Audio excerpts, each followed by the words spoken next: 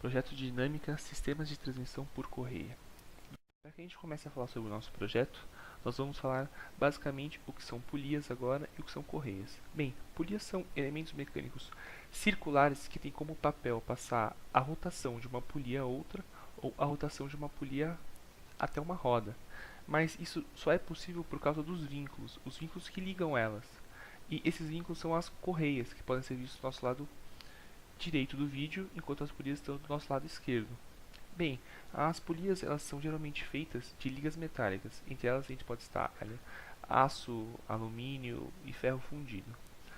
E enquanto as correias são compostas por lona ou borracha. Mas bem, a pergunta que fica é: o que esses elementos de máquina têm a ver com a física, ou mais especificamente com a dinâmica do corpo rígido?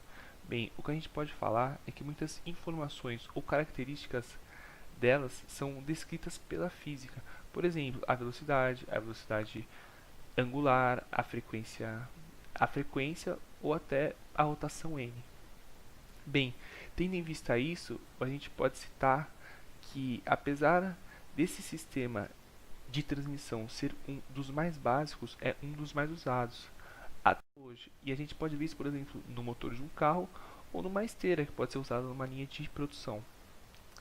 Bem, o problema que nos foi proposto é de passar a velocidade angular de um motor B até uma roda situada a 3 pés com a velocidade angular de 4 radianos por segundo.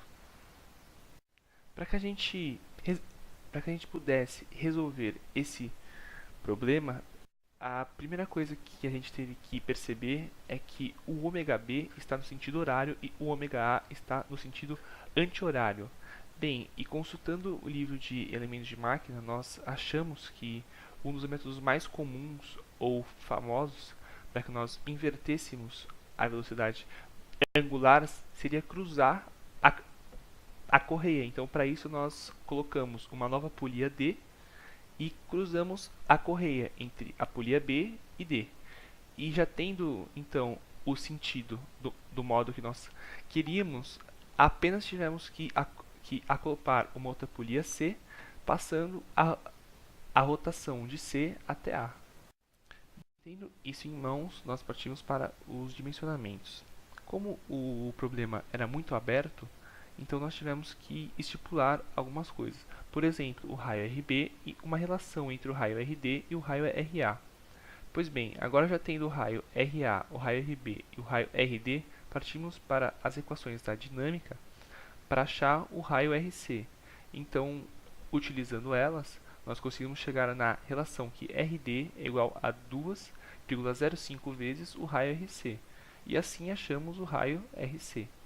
Tendo ele em mão, ou aliás todos os raios, nós podemos achar algumas das características do sistema. Entre elas, nós podemos citar o ômega C, que era faltante e que aliás é igual ao ômega D. E agora, tendo todos os ômegas e os raios, podemos achar todas as velocidades nas periferias. Além disso, também tendo os ômegas, podemos achar as frequências e as rotações n. Também, não menos importante que isso, nós também achamos a relação de transmissão entre a roda A e o motor B. Bem, aqui é a tabela com todos os dados que nós achamos, né?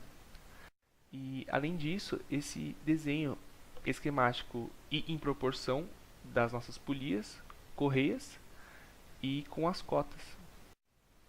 Bem, agora com aprofundamento, nós consultamos de novo o livro de elementos de máquina e achamos como ter o comprimento das correias a partir dos diâmetros das polias. E pois bem, nós conseguimos achar o comprimento L1 e o comprimento L2. Agora, tendo isso em mão, nós conseguimos calcular os custos do nosso projeto. Lógico que não considerando nem o motor B, muito menos a roda A. E além disso, qualquer outro apoio ou acoplamento que deveria ser feito. Então nós chegamos num custo total de R$ 187,40 para o nosso projeto, considerando apenas tudo que nós dimensionamos.